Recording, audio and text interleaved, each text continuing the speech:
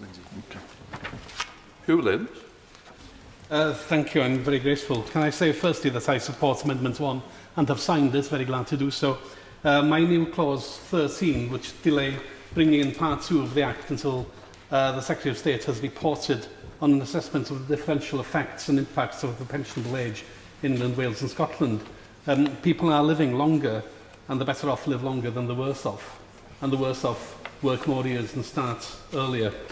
The latest evidence is that the gap is widening, and this is certainly the case as far as the differences between England and Wales are concerned. Wales has the lowest gross value added of the UK nations and regions. Welsh workers in general are less able to save for their pensions.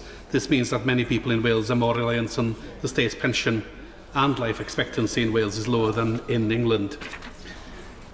In my own constituency, life expectancy is 78.3 years for men. In Dorset, it's 83. Also in Wales, we have the appalling legacy of large-scale deindustrialisation and subsequent long-term worklessness, so that many people have broken employment records and a disproportionate number of people who might not qualify for the pension because of lack of contributions. Now, the government has stated that it intends to review changes in life expectancy every 5 or 6 years, and I think Lord Turner suggested every 7. I have proposed this new clause to encourage ministers to ensure that the panel reviewing life expectancy looks further and also considers Britain's human geography of low income, no income, long-term unemployment, sickness and disability. They must address that broader inequality because it will certainly persist. Thank you.